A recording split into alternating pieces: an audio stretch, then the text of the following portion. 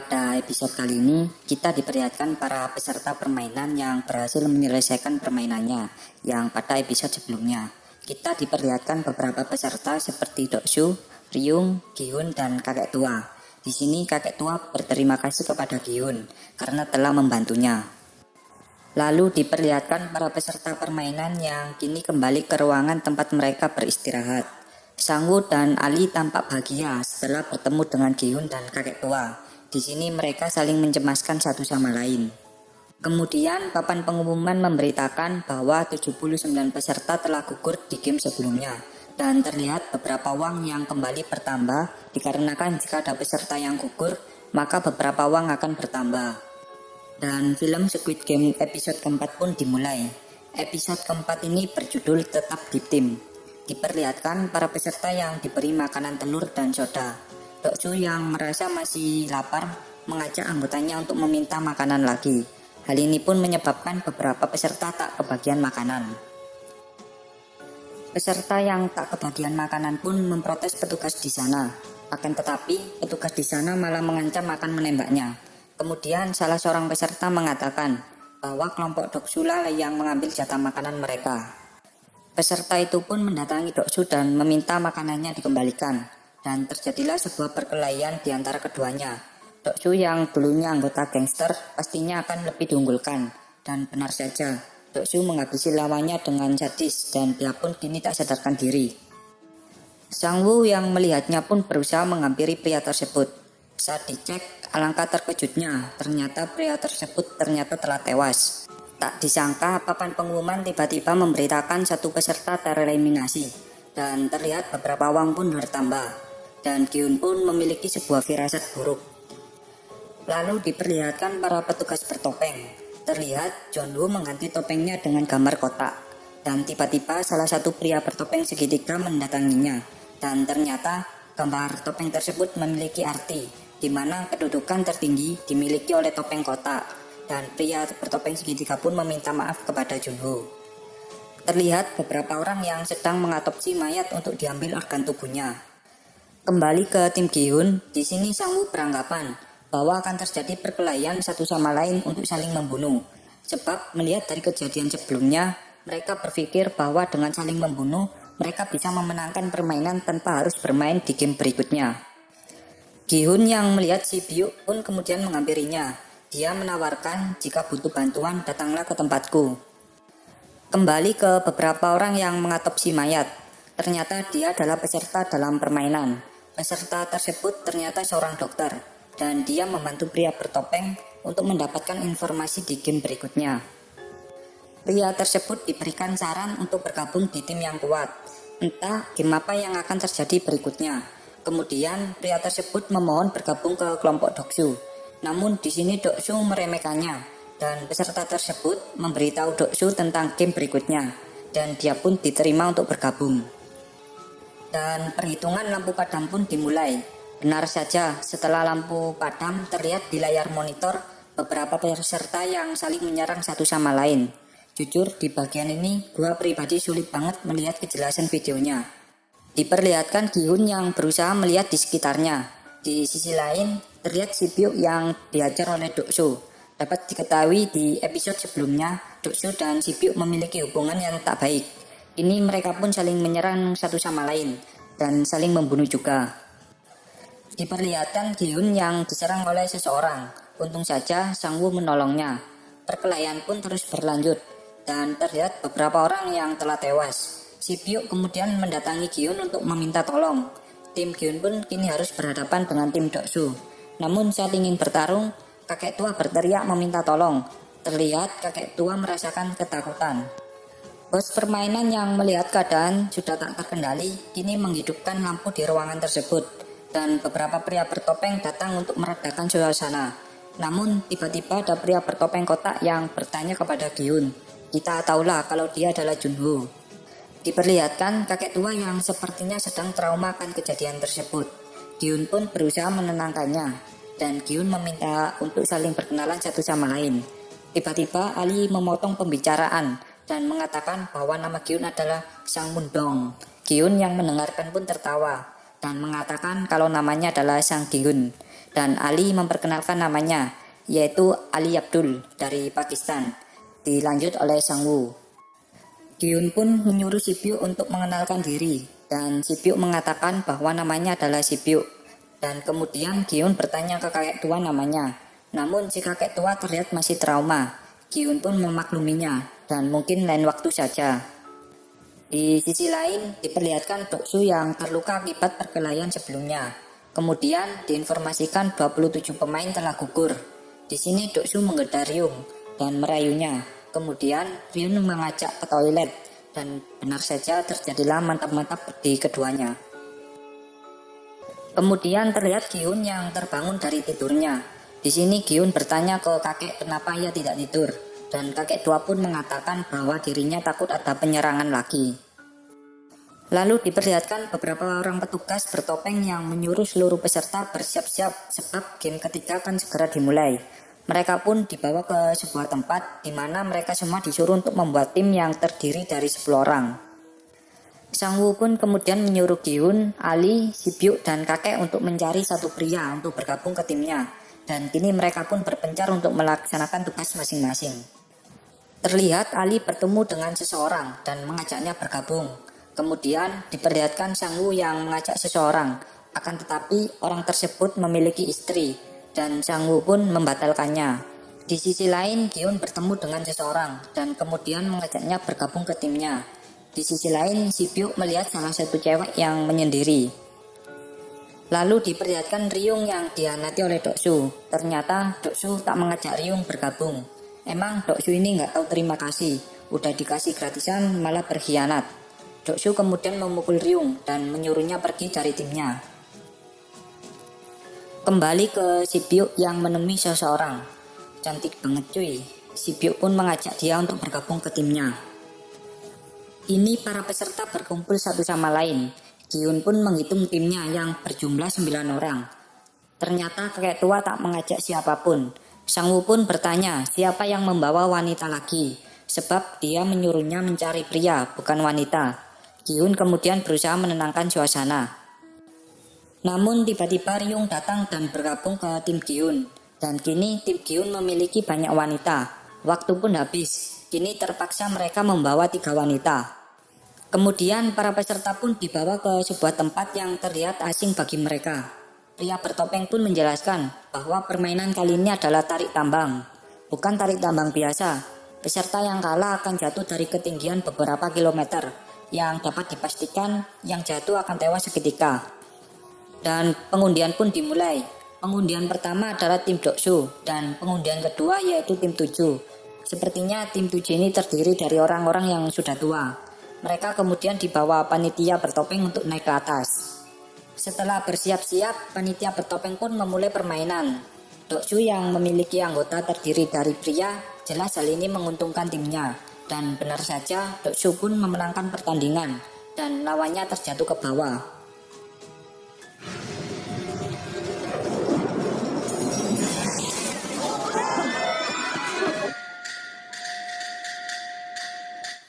Pria bertopeng kemudian memasukkan mayat-mayat tersebut ke dalam sebuah peti mati.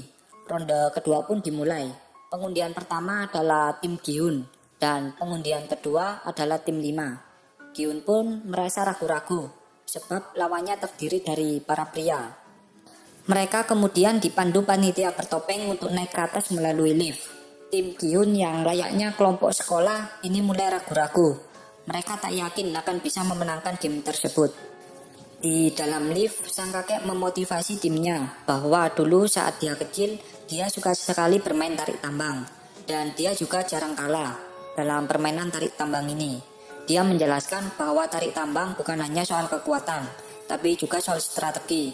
Sang kakek bercerita, dulu waktu masih muda dia melakukan tarik tambang dengan lawan layaknya seorang atlet, yang tentu membuat tim lawan akan diuntungkan.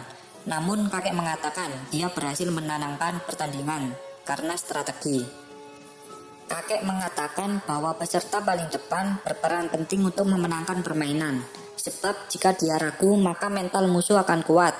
Kakek mengatakan di 10 detik awal mereka harus menahan dengan menjatuhkan tubuhnya. Dengan begini musuh akan merasa lawannya kuat. 아랫배를 하늘로 쭉 그렇게 10초만 버티면은. Benar saja, salah satu musuh pun terpeleset. Tentu hal ini dimanfaatkan tim Giun untuk menarik talinya. Namun siapa sangka, musuh pun kembali bangkit dan kini keadaan pun berbalik. Sang Woo memiliki ide agar mereka maju 3 langkah ke depan, agar musuh terjatuh. Ryung pun menganggap Sang Woo sudah gila, dan Giun tanpa pikir panjang pun langsung menyetujuinya.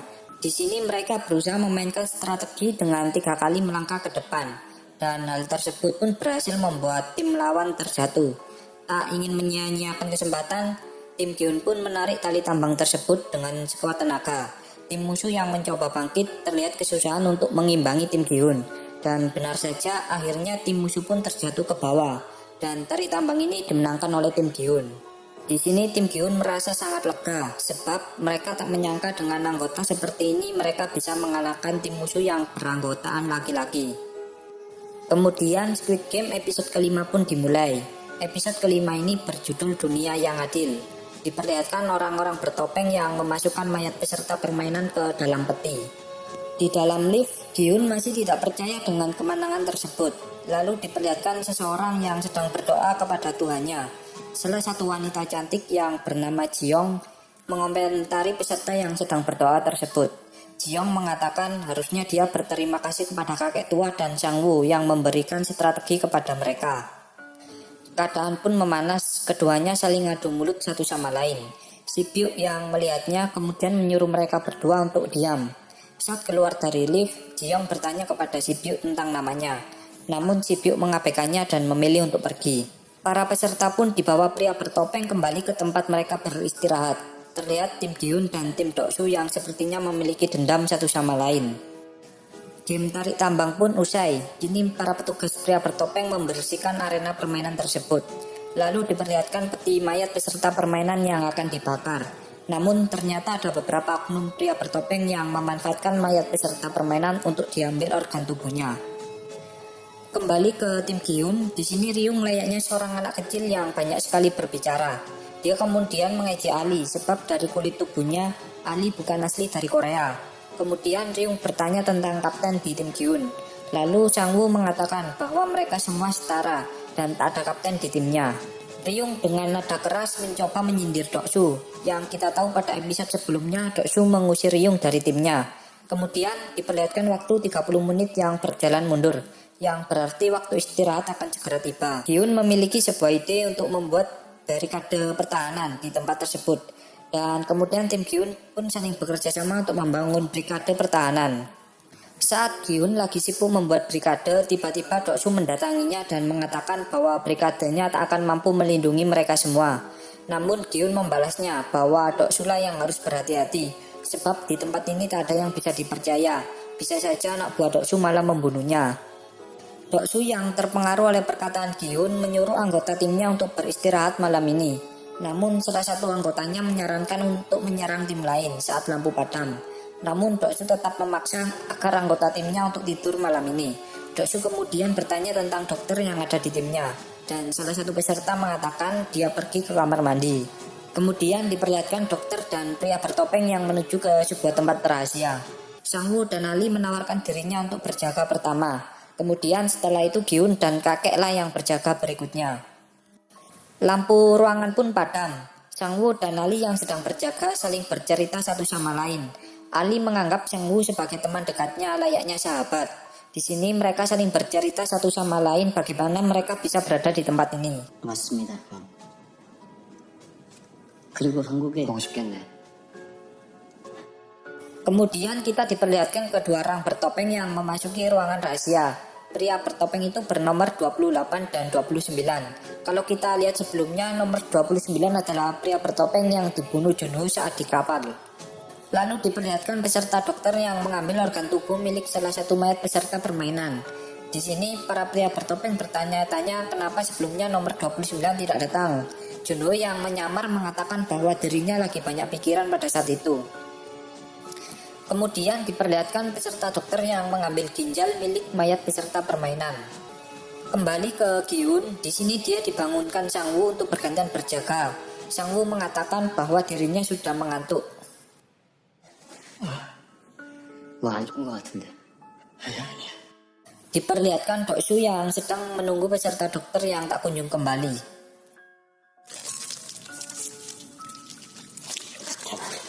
면 간호조무사님 사무장들이 대신 수술도 하더만.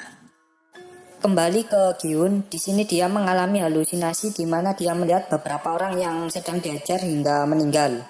Dia meminta tolong kepada Gyun, namun tiba-tiba kakek tua menyadarkan Gyun. Kakek tua dan Gyun layaknya ayah dan anaknya. Di sini Gyun bercerita bahwa sebelumnya dia bekerja di perusahaan, namun perusahaan itu bangkrut dan memecat seluruh karyawannya. 하업은 왜? 회사가 어렵다고 날라가라잖아요. 교대를 불침번해서 하면 동료들이랑 공장을 지켰어요. Kakek yang melihat Gyun bersedih berusaha menyemangatinya. Namun tiba-tiba kakek tua itu pun merasakan kesakitan di bagian kepalanya. Gyun yang khawatir kemudian memeriksa keberadaan kakek tua tersebut dan benar saja badannya sangat panas. Kembali ke peserta dokter yang selesai mengatopsi para mayat peserta permainan. Kemudian diperlihatkan Gyun. Di sini dia berusaha untuk meredakan panas pada tubuh si kakek. Si Byuk tiba-tiba memberikan minumnya ke Gyun agar bisa mengompres tubuh si kakek. Di sisi lain, pria bertopeng berusaha membahas kejadian di mana mayat peserta kembali hidup saat sedang diotopsi. Namun Junho yang sedang menyamar mengatakan dia tak ingat apapun pada saat itu. Dan tiba-tiba peserta dokter memotong pembicaraan mereka. Kembali ke Gyun yang terlihat khawatir akan keberadaan kakek tua. Gyun berusaha menyemangati kakek agar dia bisa cepat sembuh. Kembali ke pria bertopeng, di sini ternyata Junho dan pria bertopeng nomor 28 bertugas mengantar organ tubuh ke seseorang untuk dijual. Junho nampak kebingungan sebab dia tak tahu arah mana yang akan dia tuju. Di sisi lain, peserta dokter meminta informasi tentang game berikutnya sebagai imbalan. Namun pria bertopeng mengatakan bahwa dia tak tahu tentang game berikutnya. Dokter pun marah dan terjadi perkelahian di keduanya. Kembali ke Junho dan pria bertopeng nomor 28 yang memasuki sebuah ruangan rahasia. Ternyata banyak sekali ruangan rahasia di tempat tersebut. Kembali ke si dokter yang mengancam akan membunuh teman pria bertopeng jika tak diberitahu informasi game berikutnya. Di sini pria bertopeng tersebut melabui dokter dengan beralasan kunci pintu ada di sakunya. Dan benar saja terjadilah pertarungan di antara mereka. Dokter yang kesal menusuk salah satu pria bertopeng itu hingga tewas. Namun di sini teman pria bertopeng berusaha menyerang dokter dan si dokter pun lari dari tempat tersebut. Kembali ke Junho yang kini mereka berdua telah sampai di ruangan yang mereka tuju. Diperlihatkan dokter dan pria bertopeng yang masih dalam kejar mengejar dan sampailah mereka di tempat pertandingan permen gula pada episode sebelumnya. Namun tak disangka penyamaran Junho pun dicurigai oleh peserta bertopeng.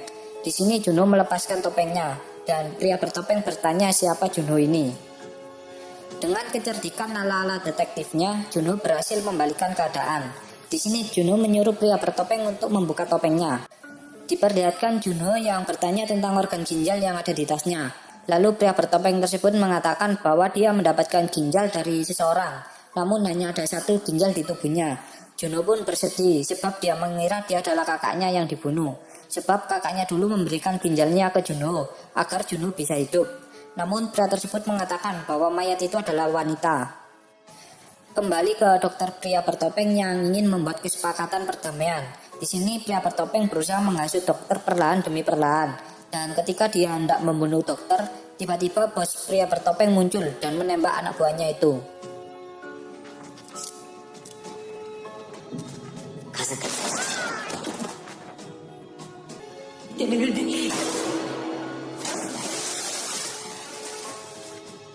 Bos pria bertopeng mendatangi anak buahnya dan mengatakan bahwa tentang penjualan organ tubuh ilegal sebenarnya dia tak peduli. Namun dengan membocorkan informasi permainan sama saja dia melanggar aturan. Bos bertopeng juga mengatakan bahwa permainan ini adalah permainan yang bersaing secara adil. Dan bos pria bertopeng itu pun menembak kepala anak buahnya. Dan peserta dokter juga dibunuh saat itu juga. Di sini bos pria bertopeng mencoba mencari oknum-oknum lainnya. Di sisi lain, Junho memasuki sebuah ruangan rahasia. Kembali ke bos pria bertopeng yang menemukan salah satu mayat yang dibunuh Junho. Di sini bos pria bertopeng mengatakan bahwa sisa satu lagi yang kita ketahui dia adalah Junho. Junho kemudian memasuki ruangan demi ruangan. Di sini dia melihat banyak sekali dokumen tentang data-data para peserta.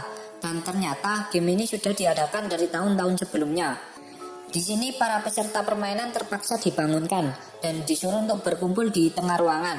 Giun yang melihat kakek tua sedang sakit mencoba memberitahu petugas. Lalu Giun yang melihat kakek tua sedang mengompol dan kesakitan merasa tak tega untuk meninggalkannya. Kembali ke Junho yang melihat data-data peserta. Namun dia terkejut setelah menemukan nama kakaknya di dalam salah satu dokumen. Tiba-tiba terdengar sebuah pesan suara yang menginformasikan bahwa permainan akan segera dimulai. Dan seluruh peserta disuruh mengikuti para petugas bertopeng. Saat sedang berjalan, mereka dikejutkan dengan mayat peserta dokter dan 3 pria bertopeng, yang dapat diketahui sebelumnya mereka melakukan penjualan organ tubuh secara ilegal. Dan film Squid Game episode ke-6 pun dimulai. Episode ke-6 ini berjudul Ganbu. Mungkin banyak dari kalian yang tak tahu arti dari Ganbu ini. Nanti bakal dijelasin, tenang aja. Oke, lanjut. Diperlihatkan Junho yang sedang berada di ruangan tempat informasi mengenai permainan tersebut. Tiba-tiba Junho melihat telepon yang berdering. Saat ingin mengangkatnya, bos pria bertopeng pun datang. Dan bos pria bertopeng menjawab ke telepon yang ternyata namanya adalah frontman. Dan kemudian dia pun pergi. Kembali ke para peserta permainan, di sini diperlihatkan Ryung yang mengejek Deoksu sebab dokter yang memberikan informasi permainan kini telah mati. Kemudian salah satu petugas mengatakan bahwa permainan kali ini mereka harus berpasangan, jadi satu tim berisi 2 orang. Kembali ke Junho yang berusaha menghubungi kantor kepolisian setempat. Namun saat Junho menekan tombol telepon tersebut, ternyata telepon itu bukan telepon umum, melainkan telepon pribadi. Para peserta kini mulai mencari pasangan masing-masing. Ryung di sini mengajak Junho dan Sangwoo untuk menjadi kawan bermainnya, namun mereka menolaknya. Si Byuk kemudian memotong pembicaraan bahwa tak akan ada yang mau bermain dengan Ryung. Oh ya, jadi di sini para peserta itu mengira permainan ini adalah kerjasama tim kayak tarik tambang sebelumnya. Kemudian terlihat Sangwoo yang mengajak Ali untuk menjadi teman bermainnya. Giun yang memiliki niat untuk mengajak Sangwoo akhirnya mengurungkan niatnya. Kakek tua kemudian memberikan jaketnya ke Giun agar Giun tak dianggap rendah oleh orang lain. Di sisi lain, si Byuk didatangi Jeong. Jeong mengajak si Byuk agar mau bermain dengannya, sebab sebelumnya si Byuk mengajaknya pertama kali. Kemudian Giun yang masih berusaha mencari pasangan bermain, Giun ditawari oleh seseorang agar dia mau bermain dengannya. Namun Giun yang tak tega melihat kakek tua sendirian, kemudian memilih untuk mengajak kakek tua bermain bersamanya. Di sisi lain, Ryung masih kebingungan mencari pasangan, sebab peserta kali ini berjumlah 39 orang, yang berarti bakal ada 1 orang yang tak memiliki pasangan. Dan akhirnya Ryung tak memiliki pasangan dibawa oleh petugas pria bertopeng, entah kemana. Kembali ke peserta permainan yang kini berada di sebuah ruangan. Ruangan kali ini seperti bertema perumahan pedesaan. Di sini para peserta disuruh untuk mengikuti salah satu petugas per timnya. Mereka pun mulai mengikuti kemana petugas itu akan pergi. Saat di perjalanan, kakek tua mengatakan bahwa dulunya rumahnya juga seperti ini. Kemudian petugas bertopeng menyuruh mereka mengambil 1 kantong per orang. Saat dilihat, ternyata isi kantong tersebut adalah kelereng. Giun dan kakek pun nampak bahagia, sebab keduanya dulunya jago bermain kelereng.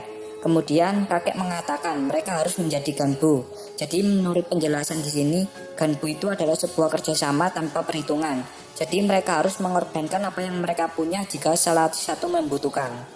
Namun Giun terkejut sebab terdengar pesan suara yang mengatakan bahwa mereka harus bersaing dengan teman bermainnya. Bukan hanya Giun, peserta lainnya pun juga ikut terkejut, sebab mereka semua memilih teman bermain yang merupakan teman dekat mereka semuanya. Jadi yang kalah dipastikan akan mati. Terlihat Ali yang tak mau bermain dengan Sangwoo, sebab Ali menganggap Sangwoo sudah banyak membantunya. Jadi dia ingin keluar dari tempat ini dengan Sangwoo. Sangwoo dan Ali pun kini memulai permainan. Kemudian Doksu dan lawannya juga sudah mulai bermain. Di sini lawan Doksu mengatakan bahwa sebenarnya dia membenci Doksu dari awal. Kembali ke Giun yang masih berusaha menyadarkan si kakek. Lalu si Byuk dan Jeong yang memutuskan untuk bermain 1 putaran saja, yang artinya tak ada kesempatan kedua. Jeong mengatakan bahwa dengan 1 putaran mereka memiliki masih banyak waktu, dan Jeong mengajak si Byuk bercerita tentang kehidupan masing-masing. Diperlihatkan Sangwoo dan Ali yang sedang bermain. Di sini terlihat kalau Sangwoo mengalami kekalahan dari Ali. Kemudian Ali yang melihat sisa kelereng Sangwoo mengatakan kepada petugas agar dia bermain dengan yang lain saja. Namun petugas tak menghiraukannya. Giun yang kesal ke kakek tua tiba-tiba membentaknya. Giun mengatakan bahwa jika mereka tak bermain, maka mereka berdua akan mati. Di sisi lain, terlihat Doksu yang sepertinya mengalami kekalahan dari lawannya. Di sini Doksu mengajukan penawaran kepada petugas bertopeng agar diganti permainannya dan diizinkan oleh petugas bertopeng tersebut. Kembali ke Sangwoo dan Ali yang sepertinya mereka sudah bermain beberapa putaran. Terlihat Sangwoo yang masih mengalami kekalahan. Kini sisa kelereng Sangwoo tinggal sebutir. Namun tiba-tiba Sangwoo menuduh Ali melakukan kecurangan. Diperlihatkan Si Biuk dan Jiong yang saling bercerita satu sama lain. Si Biuk bercerita tentang keluarganya, di mana saat ini dia hanya tinggal bersama adiknya. Kakek dan Giun terlihat sudah memulai permainan. Pada putaran pertama, Giun mengalami kekalahan dari kakek tua.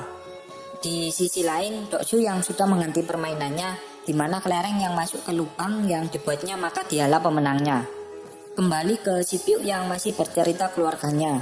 Ternyata ayahnya mati tertembak di perbatasan saat ingin pergi ke Korea Utara dan ibunya dipulangkan ke Korea Selatan. Jiong yang melihat Si Biuk bersedih berusaha menghiburnya. Jiong kemudian mengganti topik percakapan. Kemudian diperlihatkan Sangwoo yang meminta maaf kepada Ali. Sangwoo di sini terlihat ingin merencanakan sesuatu.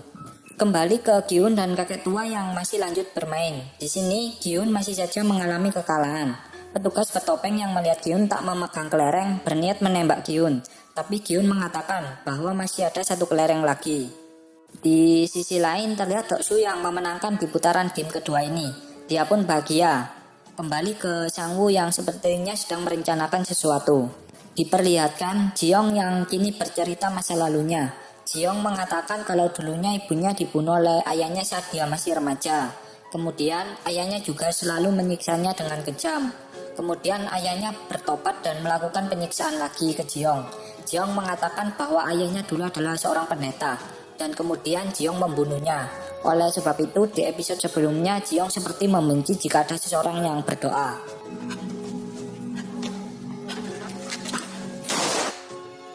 Kembali ke Giun dan kakek tua. Di sini Giun mengalami kekalahan tebak kelereng dengan sang kakek. Dan kelereng tersebut adalah kelereng terakhir milik Giun. Namun tak disangka, kakek tua berpura-pura akan lupa jawaban Giun. Giun pun dengan berat hati lalu mengganti jawabannya. Giun yang seharusnya kalah kini menjadi menang.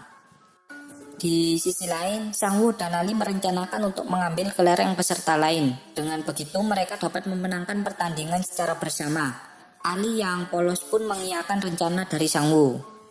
Kembali ke Si Biuk dan Jiong. Jiong mengatakan bahwa dirinya tak tahu harus kemana jika keluar dari tempat ini. Sebab dia dulu di penjara dan ketika dia keluar penjara, tiba-tiba ada orang aneh yang memberikan kartu namanya. Diperlihatkan Doksu dan lawannya yang masih bermain satu sama lain. Kini kelereng mereka tinggal sebutir saja. Doksu melempar kelereng terakhirnya. Namun sialnya kelereng tersebut tak masuk ke lubang. Dilanjut oleh lawan Doksu. Saat dia melempar kelerengnya, tak disangka kelerengnya malah mendorong kelereng Doksu ke lubang yang artinya Doksu lah pemenangnya.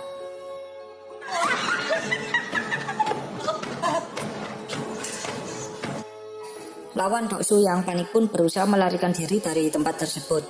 Namun penjaga yang melihatnya langsung menembaknya saat itu juga, dan dia pun dipastikan tewas.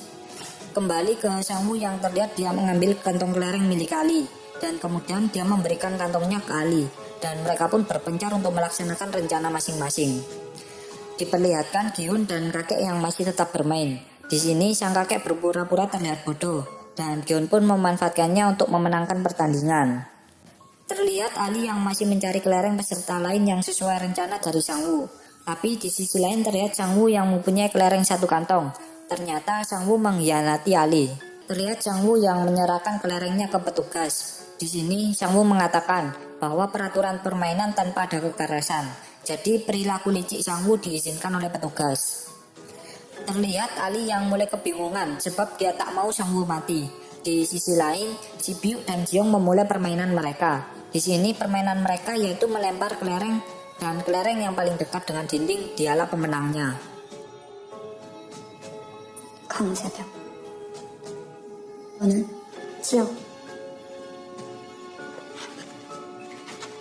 Diperlihatkan Giun yang bersedih sebab dia melihat kakek tua sudah tak memiliki kelereng lagi. Giun berencana menyerahkan kelerengnya ke petugas bertopeng. Akan tetapi kakek tua tiba-tiba mengatakan bahwa kelerengnya tinggal 1 butir lagi. Dan benar saja, saat Giun mengecek total kelerengnya, ternyata berjumlah 19 kelereng. Si Byuk menjadi pemain pertama yang melempar kelerengnya. Kemudian dilanjut oleh Jiong. Namun di sini Jiong sengaja melempar kelerengnya lebih pendek agar si Byuk menang. Si Byuk yang melihatnya pun merasa tak percaya dan memarahi Jiong. Jiong kemudian mengatakan bahwa si Byuk harus menemui adiknya. Dan Jiong berterima kasih ke si Byuk karena sudah mengajaknya bermain.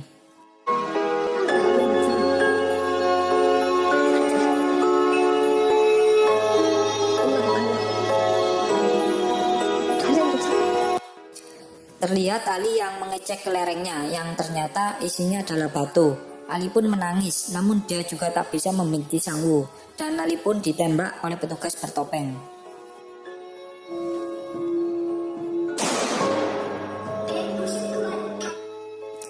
Si Byuk yang bersifat dingin tak peduli ke orang lain, kini dia menangis untuk pertama kalinya karena kematian Jiong.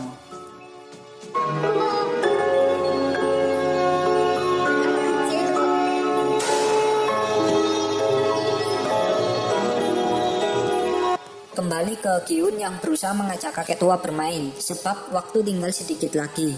Dan kakek tua mengatakan kalau dia mau bermain jika yang kalah menyerahkan seluruh kelerengnya. Giun yang merasa hal tersebut tak masuk akal, dia pun memarahi sang kakek. Kemudian sang kakek mengatakan, apakah membodohi seseorang itu adalah hal yang adil? Giun pun terdiam, dia pun bersedih. Kakek yang tak ingin melihat Giun bersedih memberikan kelereng terakhirnya ke Giun. Kakek kemudian berterima kasih ke Giun karena telah peduli kepadanya selama ini. Giun sangat bersedih saat itu juga. Dengan perasaan bersalah, dia pun pergi dari tempat tersebut dan film pun berakhir.